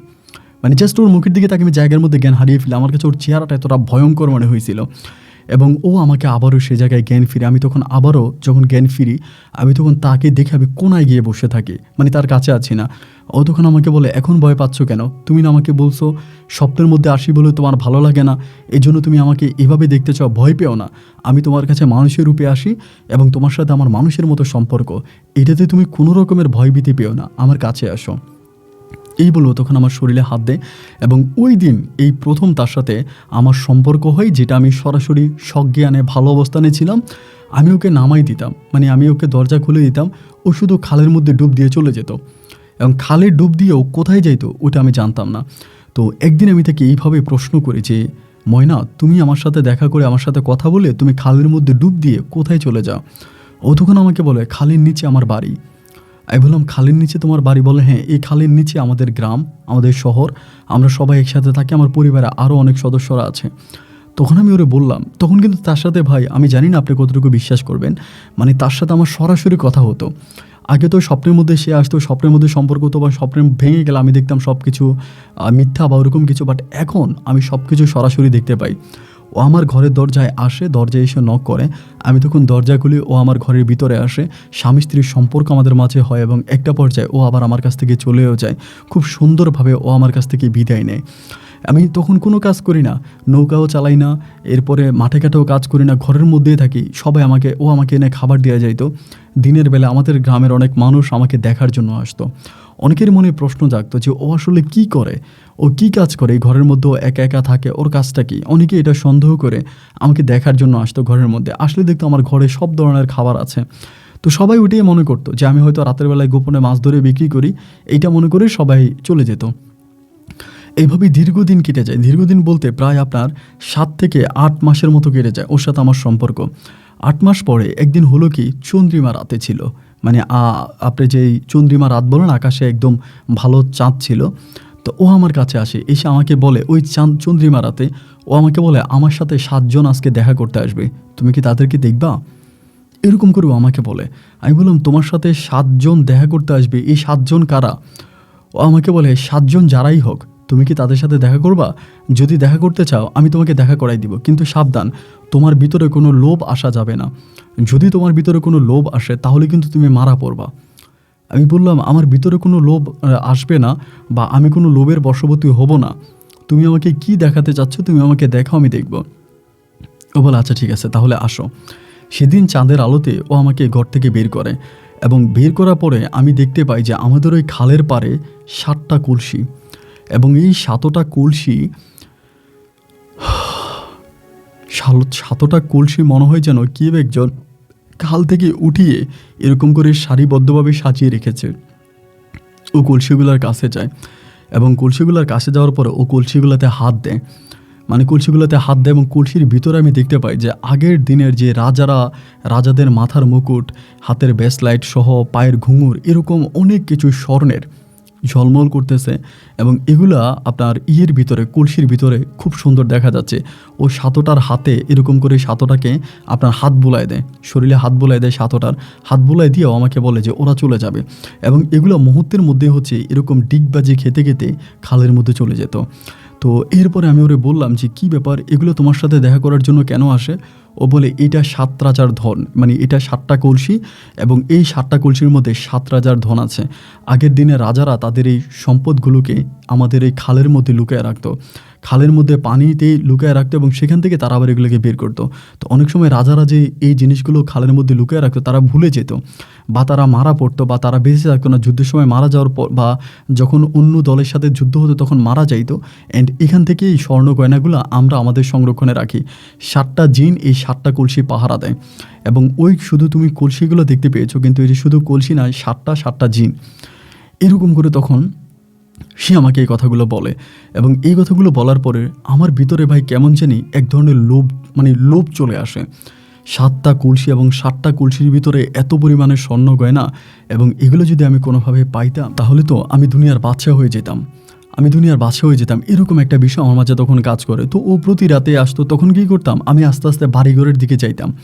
প্রায় তার সাথে 7-8 মাস সংসার করার পরে আমি আস্তে আস্তে বাড়িঘরে যাইতাম, এবং ঘরে দুয়ারে যাতায়াত করতে করতে বাড়িতে যেতাম, ঘরে যাইতাম। ওর সাথে তখন আমার সম্পর্কটা খুব ক্লোজ হয়ে যায়, অনেকটা ফ্রি হয়ে যায়। আগের মতো এতটা ভয় ভীতি থাকে না। আমি তখন তাকে দেখলে আর ভয় পাইতাম না। খুব নর্মালি একটা মানুষ দেখলে আমার ভিতরে যা ফিল হতো, একইভাবে তারা দেখলে আমার সেই ধরনের ফিলটাই আসতো। তো একদিন সে তো আমাকে বলেছিল যে কোনোদিন আমি যাতে তার সাথে সম্পর্কের বিষয়টা কাউরে না জানাই বা কাউরে না বলি। তো আমি যে 7 রাজার ধন দেখেছি 2 চোখে, আমার এইটা দেখার পরে আমার ভিতরে যে একটা যে একটা লোভ কাজ করেছে, সেই লোভের বশবর্তী হয়ে আমি একদিন আমার মাকে এই বিষয়টা বলে দেই যে মা, এমন এমন ঘটনা, সব কিছু মাকে বলি। মাকে বলার পরে মা আমাকে জড়ায় ধরে চিৎকার করে কান্না করতে শুরু করে। মা আমাকে বলে, তুই আর ওই ঘরে যাইস না, ওই ঘরে গেলে তোকে মেরে ফেলবে। আমি বলি, মা, আমি 7 বছর 7 মাস তার সাথে সংসার করতেছি, ও আসে, আমি ওর সাথে থাকি, আমাদের মাঝে সব কিছু হয়, তো তোমার তো ভয় পাওয়ার কিছু নেই, ও আমাকে মারবে না। আবার এখানে আরেকটা বিষয় বলে রাখি, এটা হয়তো শেষে বলা হবে না, এই পরীটা কিন্তু সেই পরী। ও আমাকে নিজেই বলেছে যে আমার বাবাকে যে মেরেছে, এই পরীটাই আমার বাবাকে মেরেছে। ও কী করছে, অমাবস্যা রাতের বেলায় পানির উপরে, এবং পানির একটু উপরে স্তরের ভিতরে, পানির একটু নিচে স্তরের মধ্যে ও তখন উড়ে বেড়াচ্ছিল। এটা আমার আব্বা হঠাৎ করে দেখে তার উপরে চল দিয়ে আঘাত করে, এবং সে আঘাতের চিহ্নটা তার শরীরে এখনও রয়ে গেছে। এবং সেই চলের আঘাতে ওর মানে রেগে গিয়ে আমার আব্বাকে তখন মেরে ফেলে। এবং আমার আব্বাকে মেরে ফেলার পরে ও খুব মানে নিজের ভিতরে মানে আব্বাকে মেরে ফেলে বলতে আব্বাকে ও ভয় দেখায়। আব্বা যখন ওকে চল দিয়ে আঘাত করে ও তো আব্বাকে তখনও ভয় দেখায়, এবং সেই ভয়ের ভিতরে আমার আব্বার ভিতরে এতটাই ভয় ঢুকে যায় যে আমার আব্বা মারা যায়। এবং আব্বার মৃত্যুতে ও প্রচণ্ড রকমের কষ্ট পায়, এবং আব্বার মৃত্যুর পরে ও বিভিন্নভাবে আমার জীবনে আসার চেষ্টা করে, আমার সাথে মিশার চেষ্টা করে, এবং সে যে একটা অন্যায় করেছে সে অন্যায়ের প্রায়শ্চিত্ত করার জন্য সে চেষ্টা করে বেড়াচ্ছে, কিন্তু কোনোভাবেই সে এরকম কোনো সুযোগ পাচ্ছে না, যার জন্য একজন কারখানার কর্মী হয়ে সে আমার লাইফে আসে এবং আমার সাথে সে সম্পর্কে জড়ায়। তো আমি তখন মারে বলি যে তুমি জানো ও আমার জন্য এত কিছু করছে, ও আমার বাবাকে মেরে ফেলে তার ভিতরে এতটা অনুশোচনা জাগছে এবং সে আমার লাইফে আসছে, সে আমাকে কখনোই মারবে না। তো এমন করে আমি তখন মায়ের কাছে আসতাম, এবং আমি যেটা মাকে বলেছি আমি ভাবতাম যে ও আবার জেনে যায় কিনা বা জেনে গিয়ে আমাকে বকা দেয় কিনা, কিন্তু যেদিন আমি মাকে বলেছি সেদিনই ও আমার কাছে এসে কোনো কিছুই বলল না। আমি যে মার সাথে এই বিষয়ে কথা বলেছি বা মাকে এটা জানিয়েছি, এই বিষয়ে তার ভিতরে বিন্দুমাত্র পরিমাণেরও কোনো কষ্ট কাজ করেনি, এবং সেটা জানে বলেও আমাকে জানায়নি। আমার আম্মার সাথে তখন আমি মাঝে মাঝে সেটা শেয়ার করতাম। এরকম করে প্রায় 2-1 দিন পর পরে এই অমাবস্যা রাতের বেলায় এই যে 7টা কলসি ছিল এই 7টা কলসি উঠে আসতো, তার কাছে উঠে আসতো, এবং তার সাথে এই 7টা কলসি সেই কলসির মধ্যে হাত বোলাই দিত, ভিতরে স্বর্ণগয়নাগুলোতে দেখতো, এবং আমি তার সাথে সরাসরি থাকতাম। আমি আমাদের এলাকার অনেকে এই কথাটা বলেছি, অনেকে এটা বিশ্বাস করে না, কিন্তু আমি তার প্রমাণও আপনাকে দিচ্ছি, আপনি বুঝতে পারবেন যে আমার এই কথাগুলো কতটুকু সত্য। এরপরে দেখা গেল এরকম করে যেতে যেতে একদিন আমি বাড়িতে আসি, এই অমাবস্যা রাতের মধ্যে প্রায় 7 থেকে 8 দিন। একদিন মা আমাকে হঠাৎ করে আমার হাতে একটা পানি দেয়, একটা বোতলে বলতে একটা কাচের গ্লাস আমাকে একটা পানি দেয়, যেটার উপরে ঢাকনা ছিল। আমার আম্মা বলে এই একটা কাজ করবি। আমি বলি কী কাজ? মা আমারে বলে তুই এই পানিটা যখনই এই পরীটা বা ওই জিনটা বা ওই জলপরীটা যখনই এই 7টা কলসিকে মানে থেকে উঠে আনবে, মানে পানি থেকে উঠে আনবে, এবং উঠে আনার পরে যখন এগুলোকে সারিবদ্ধভাবে রাখে, ও যখন এগুলোতে শরীরে স্পর্শ করে, তখন তুই গোপনে এই পানিটা এই জলপরীটার গায়ে ঢেলে দিবি। আমি বললাম জলপরীটার গায়ে এই পানি ঢেলে দিলে কি হবে? আমার মা বলে জলপরীর গায়ে এই পানিটা ঢেলে দিলে জলপরীটা জায়গায় মারা পড়বে। আমি বললাম তারপর? মা বলে যদি জলপরীটা মারা যায় তাহলে এই জিনিসগুলো মানে এই যে জিনিসগুলো আছে এগুলোর ভিতরেও তুই পানি ছিটিয়ে দিবি, এবং পানি ছিটিয়ে দিলে এগুলো আর পানিতে নামতে পারবে না, এগুলো ওই জায়গার মধ্যেই থাকবে, এবং তুই এরপরে এই জিনিসগুলো মানে কলসিটাকে তুই আস্তে আস্তে বাড়িতে নিয়ে আসবি, সবগুলোতে নিয়ে আসবি, একটা নিয়ে এসে আমাকে ডাক দিবি, এরপরে আমি সহ যাবো, আমি সহ গিয়ে সবগুলো নিয়ে আসবো, এবং ওই সময় পরীটা তোর কোনো ক্ষতি করতে পারবে না, এই পরীটা মারা যাবে। আমি তখন বললাম যে মা এই পরীটা আমার এত বড় উপকার করেছে, আমার জীবনে এসেছে, এত মাস ধরে আমার সাথে আছে, আমি ওকে মেরে ফেলবো? আমার মা বলে এই পরীটা তো তোর বাবাকে মারছে, তোর কি মনে নাই? আর এই পরীটাকে না মারা পর্যন্ত তুই এই ধরনের সম্পদগুলো পাবি না। আমার মা এই কথাগুলো বলে, কিন্তু একটা বিষয় আমি খুব অবাক হয়ে যাইতাম, আমি যে আমার মায়ের সাথে কথা বলতাম এবং মা যে আমাকে এই ধরনের প্ল্যানিংগুলো বলে দিত, এই পরীটা কিন্তু কোনো কিছুই জানতো না, ও কিন্তু আমাকে কোনো কিছু বলতো না। এবং ওই দিন মা এটা বলার পরে আমার ভিতরেও ভাই এত পরিমাণে লোভ ঢুকে যায়, আমি এত পরিমাণে লোভের বশবর্তী হয়ে পড়ি যে আমি ওই 7টা কলসির ভিতরে অসংখ্য স্বর্ণ গয়নার লোভ আমাকে এমনভাবে পেয়ে বসে, আমি আমার মায়ের প্রস্তাবে রাজি হয়ে যাই। এবং মায়ের প্রস্তাবে রাজি হয়ে যাওয়ার পরে আমি তখন করলাম কি, একইভাবে ওই জিনিসটা দিনের মধ্যে, ওই পানিটা দিনের মধ্যে আমি ঘরে নিয়ে রাখছি, এবং আমার মা আমাকে একটা তাবিজ পরাইয়া দেয়, আমাকে বলে একটা তাবিজ তোরে পরাই দিছি, পরীরা তোর কোনো বা ওই জিনটা তোর কোনো ক্ষতি করতে পারবে না। এবং এর আগ থেকে আমি একটা তাবিজ ব্যবহার করতাম, পরে মা আমাকে আরেকটা তাবিজ পরাই দেয়। আমি জানতাম না মা এই তাবিজ কবজগুলো কোত্থেকে আনতো, কার কাছ থেকে আনতো, এটা আমি কোনো কিছুই জানতাম না। এবং মা তখন আমাকে তাবিজটা পরাই দেয়, এবং তাবিজটা পরাই দিয়ে আমাকে বলে যে পরীটা চাইলেও তোর ক্ষতি করতে পারবে না, তোর শরীরে স্পর্শ করতে পারবে, তোর সাথে সব কিছু আগের মতোই হবে, কিন্তু তোকে মেরে ফেলতে পারবে না, এই তাবিজটাও তুই সাথে রাখ। এই মা আমাকে ওই তাবিজটাও পরাই দেয়, এবং তাবিজটা পরাই দিলি সেদিন রাতের বেলায় ও আবারও আসে, এসে আমার সাথে কথা বলে, এবং কথা বলা অবস্থা আমি তারে বলি যে ময়না, আমার সেই 7টা কলসিকে দেখতে ইচ্ছে করতেছে, তুমি কি ওদেরকে একটু ডাকবা, আমি এটা একটু দেখবো। ও আমাকে বলে দেখতে ইচ্ছে করে? আমি বললাম হ্যাঁ। ও তখন এই জিনিসগুলোকে ডাকে, ও ডাকে বলতে ও বলে যে আচ্ছা ওরা আসবে, চলো দেখি। এই কথা বলে ও তখন এই খালের পাড়ে যায়। তখনও চন্দ্রিমা রাত ছিল, একদম চাঁদের আলো প্রখরভাবে পৃথিবীতে পড়তেছিল, 7টা কলসি তখন ঝলমল ঝলমল ঝলমল করতেছিল, মনে হয় যেন এইমাত্র গোসল করে উঠে এসেছে। হাতের মধ্যে আমার তখন পানিটা ছিল, ও যখন কলসির মধ্যে হাতগুলো বনাই দিচ্ছিল, ঠিক ওই সময় আমি তখন পিছন থেকে বোতলের মুখটা খুলে পানিটা ওর গায়ের মধ্যে ছিটকে মারি, এবং গায়ের মধ্যে চিটকে মারার সাথে সাথে ওর শরীরে মুহূর্তের মধ্যে আগুন ধরে যায়। শরীরের মধ্যে মুহূর্তের মধ্যে আগুন ধরে যায় এবং আগুন ধরার পরেই আমি তখন আমার যে পানি অবশিষ্ট যে পানিটা ছিল এটা আমি তখন এই কলসিগুলোর মধ্যে ছিটিয়ে দিই। কলসিগুলোর মধ্যে ছিটিয়ে দেওয়ার পরে সাথে সাথে তখন আমি আমার শরীরের ভিতরে তখন আমি না যেন অন্যরকম একটা পাওয়ার কাজ করে। কলসিগুলো তখন জায়গার মধ্যে আসে এবং ওই পরিটার গায়ে বা জিনটার গায়ে, ময়নার গায়ে আগুন ধরে যায়। আগুন ধরে ময়না ছাই হয়ে যায়, ওই জায়গাটার মধ্যে ছাই হয়ে যায়। আমি তখন করি কি, একটা কলসিকে আমার হাতে নিই। একটা কলসিকে হাতে নিয়ে তখন আমার শরীর থরপর থরপর করে কাঁপতে থাকে। কলসিটাকে হাতে নিয়ে আমি তখন দৌড়াতে থাকি বাড়ির দিকে। বাড়ির দিকে দৌড়াতে দৌড়াতে প্রথমে একটা হিন্দু বাড়ি পড়ে। এই হিন্দু বাড়িটার সামনে আসার পরেই, হিন্দু বাড়িটার কাছে যখন আমি আসি, এই হিন্দু বাড়িটার কাছে আসার পরেই হঠাৎ করে আমার সামনে একে তো আমি পরিটাকে মেরে ফেলেছি, পানি দিয়েছি, কলসিগুলোর মধ্যে পানি ঢেলেছি, তার উপরে যখন হঠাৎ করে জায়গার মধ্যে আসি, এই জায়গার মধ্যে আসার পরেই আমি জানি আমার সামনে একটা একটা জিনিসকে দেখতে পাই। একটা ভয়ঙ্কর আকৃতির কিছু একটা জিনিস আমার সামনে এসে পড়ে। তার মুখটা, জাস্ট মুখমণ্ডলটা দেখতে পাই। দেখতে পাওয়ার পর আমি তখন কলসিটা হাত থেকে ছেড়ে দিই এবং ছেড়ে দিয়ে আমি জায়গার মধ্যে অজ্ঞান হয়ে পড়ে যাই। জায়গার মধ্যে আমি জ্ঞান হারিয়ে ফেলি এবং জ্ঞান হারিয়ে ফেলার পরে আমার যখন জ্ঞান যখন আমার ফিরে আসার পর আমি তখন আর আমার পাশে এই কলসিটাকে দেখতে পাচ্ছি না। আমার কলসিটা নাই এবং দেখলাম প্রচণ্ড রকমের বৃষ্টি হয়েছে। এত বৃষ্টি হয়েছে যে আমার যে ঘরটা ছিল মুহূর্তের মধ্যে এত পানি, আমি জ্ঞান হারানো অবস্থায় এত পানি হয়েছে যে আমার যে ঘরটা ছিল ওই ঘরের মধ্যে পর্যন্ত পানি ঢুকে গেছে। এবং জ্ঞান ফেরার পরে আমি যেখানে শুয়েছিলাম ওইটার মধ্যেও পানি থই থই করতেছে। আমি বাড়ির দিকে তখন দৌড় দিলাম। বাড়িতে এসে বারবার মাকে ডাকতেছে। মা একটা সময় দরজা খোলে। দরজা খোলার পরে আমি বললাম, মা তুমি কি ঘুমাই গেছো? মা আমারে বলে, আমি তো জানি না, আমি তো ঘুমাইতে চাই না, কিন্তু আমার এরকম ঘুম কীভাবে আসছে? আমি তখন বলি, মা এই ঘটনা। এবং এই কথা বলার পরে মা আর আমি মিলে তখন হারিকেন হাতে নিয়ে এই বৃষ্টির মধ্যে দৌড়াতে থাকি আপনার খালের পাড়ের দিকে। কিন্তু খালের পাড়ের দিকে যাওয়ার পরে দেখতে পাই যে আমার যেই কলসিগুলোকে আমি যেখানে রেখে এসেছি সেখানে পানি পানি থই থই করতেছে এবং আমার যে ঘর ছিল ওই ঘরের অর্ধেক পর্যন্ত পানি উঠে গেছে। মা আর আমি আর পানির মধ্যে নামতে পারতেছি না। তারপরেও মা সাহস করে পানিতে নামে, কিন্তু নামার পরে আমরা হাতিয়ে দেখি যে এইখানে আমরা কোনো রকমের কলসিকে দেখতে পাচ্ছি না, কলসিগুলো এখানে নাই। এক পর্যায়ে মা আর আমি উঠে আসি এবং উঠে আসার পরে পাগলের মতো দৌড়াতে থাকি। এবং এইভাবে উঠে আসার পরে আমি ঠিক যে জায়গাটায় অজ্ঞান হয়েছি ওই জায়গাটার ভিতরে, ওই জায়গাটার পাশে আমি যেখানে অজ্ঞান হয়েছি ঠিক তার পাশে নিতাই বলে একজন লোক আছে। উনি হিন্দু লোক, নিতাই। উনি আমার থেকেও বয়সে বড়, আমার থেকেও প্রায় 7-8 বছরের বড় হবে। উনি দেখি যে হারিকেন নিয়ে ওনার ঘরের বাড়ির কোনার ভিতরে দাঁড়ায় আছে। আমার আম্মা তখন বলে, এটা কে এখানে? তো নিতাই বলে, আমি। পরে বলে, কি করেন? বলে, আপনারা কি খোঁজেন এত রাতের বেলায়? পরে বলে, না কিছু খুঁজি না। এরকম করে উনি এখানে দাঁড়ায় থাকে। তখন আমার মনে ডাউট লাগে যে উনি সম্ভবত আমার জিনিসটা পাইছে, নাইলে উনি এখানে দাঁড়ায় কি দেখতেছে। এবং আমার কাছে মনে হলো যে আমি জ্ঞান ফিরার পরও দেখছি যে উনি ওখানে দাঁড়ায় আছে, উনি এখানে একটা আলো জ্বলতেছে। আমার আম্মা তখন ওনার কাছে যায় বলে, আপনি কি কিছু পাইছিলেন, কিছু দেখছেন? কয় না, আমি তো কিছু পাই নাই, কিছু দেখি নাই। পরে আমরা বাড়ির মধ্যে আসি এবং বাড়ির মধ্যে আসার পরে এই ঘটনা 2 থেকে 3 দিনের ভিতরে আমি হঠাৎ করে আমার ব্রেন আউট হয়ে যায়, আমি পাগল হয়ে যাই। এবং পাগল হয়ে যাওয়ার পরের কোনো স্মৃতি আর আমার মনে নাই। এবং আমি দীর্ঘ প্রায় 10 বছরের মতো পাগল থাকি। এই 10 বছর আমি সম্পূর্ণ পাগল থাকি। 10 বছর পর আমার মা হুজুর, কবিরাজ, এটা ওইটা অনেক কিছু আমাকে ইন্ডিয়া পর্যন্ত নিয়ে যায়, আজমির শরীফে নিয়ে যায়, বিভিন্ন জায়গায় নিয়ে গিয়ে আমার মা একটা সময় আমাকে সুস্থ করে তোলে।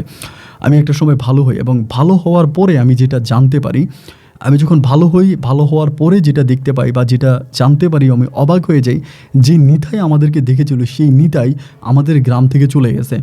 চট্টগ্রাম শহরে গিয়ে ও বাড়ি গাড়ি করে বিশাল অবস্থা, আমাদের গ্রামে সে বিঘায় সয় সম্পত্তি কিনেছে, বিঘায় তার জায়গায় সম্পত্তি, সে ঘর বাড়ি করে বাড়িতে বিল্ডিং উঠিয়ে কি একটা অবস্থা, যেন সে আলাউদ্দিনের চেরাগ পেয়েছে।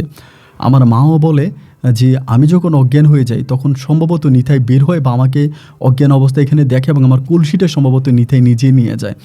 এরকমটা আমার আম্মা বলে যে ওই আমাদের কলসিটা পায়। যদি ও আমাদের কলসিটা নাই পাবে তাহলে ও এত ধন সম্পত্তির মালিক হঠাৎ করে কি করে হলো? আমার এখন অনেক বয়স হয়েছে, আমার মা মারা গেছে, এখনও যদি আমি ওকে দেখি, ও তো মরার বয়স হয়েছে, আমিও এখন জীবনের শেষ পর্যায়ে দাঁড়িয়েছি, আমিও হয়তো যে কোনো সময় মারা যেতে পারি। আমি ওকে এখনও দেখলে জিজ্ঞেস করি, নিতাই ভাই আপনি আমার কলসিটা নিয়ে গেছেন, আমি এখানে জ্ঞান হারানোর পরে আপনি আমার কলসি। উনি বলে, না আমি তোর কলসি নিব কেন, আমি কোনো কলসি দেখি নাই। আমি বলি, আপনি যদি কলসি না দেখবেন, আমি 10 বছর পাগল অবস্থায় থাকায় আপনি কি করে এত সম্পত্তির মালিক হলেন? কি করে? আপনি তো সেলুনে কাজ করতেন, আপনি উনি ইটের মধ্যে রেখে এই মানুষের চুল শেভ করতো মানে ইটে বসিয়ে। এই লোকটা কি করে এত অট্টালিকার মালিক এবং তার বর্তমানে এত সয় সম্পত্তি। আপনি চট্টগ্রামে হাতে গোনা যদি 10টা লোককে মানে 10টা ধনী লোক ধরেন, তাহলে এই নিতাই দাস মানে এই নিতাইকে ধরতে হবে, নিতাই শীলকে ধরতে হবে। সে এত বড় মাপের একজন বড় লোক, তার অনেকেই চিনে, তার অনেক ব্যবসা প্রতিষ্ঠান দেশে বিদেশে অনেক জায়গায় আছে। তো আমি আজও সেই গরিবে আছি। আমি আর বিয়ে শাদী করি না। এরপরে আমার ভাই বিয়ে করছে, বোনেদের বিয়ে হয়েছে, তাদের সাথে আমি এখনও আছি। আমি এখন মৃত্যুর পথযাত্রী। এখনও আমি ওই খালের পাড়ে বসে থাকি এবং খালের পাড়ে বসে আমি এখনও সময় কাটে এবং এই খাল আমার সর্বোচ্চ কেড়ে নিয়েছে। আমার ভালো লাগা, আমার ভালো থাকা, আমার সব কিছু কেড়ে নিয়েছে। ছোট্ট এক লোভের বশবর্তী হয়ে আমি সব কিছু হারিয়েছি। তবে আমার কাছে কেন জানি মনে হয়, যদি আমি এই লোভটা না করতাম তাহলে হয়তো এই পরীটা আমাকে 7 রাজার ধনগুলো নিজেই দেওয়া যেত। কিন্তু আমি কেন লোভের বশবর্তী হয়ে নিজের এত বড় ক্ষতি করলাম? আজ কেন জানি নিজেকে অনেক বেশি অপরাধী মনে হচ্ছে। মৃত্যুর দ্বার প্রান্তে এসেছি। আমি এর আগে ওই ঘটনাটা একটা রেডিওর অনুষ্ঠানে বলেছি এবং আজকে আপনাকে বললাম, যদি আপনি মনে করেন আমার গল্পটা প্রচার করতে পারেন। ভালো থাকবেন ভাই। আসসালামু আলাইকুম।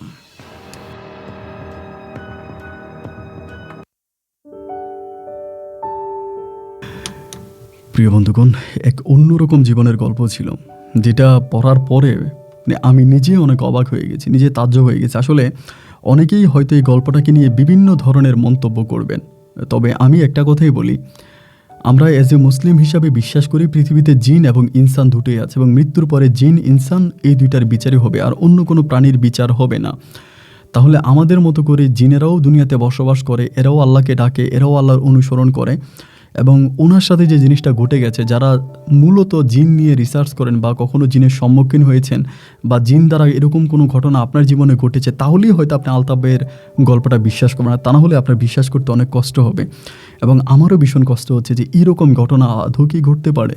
এবং আলতাফ ভাই আমাকে একটা কথাই বললো যে ভাই, এটা যদি সত্যি না হবে, এটা যদি মিথ্যে হবে, তাহলে ভাই কী করে এই নিতাই আজ এত সম্পত্তির মালিক হলো? এটাও তো একটা সন্দেহের বিষয় যে ওনার বাড়ির পাশে একজন হিন্দু লোক তাহলে কী করে এত সম্পত্তির মালিক হলো?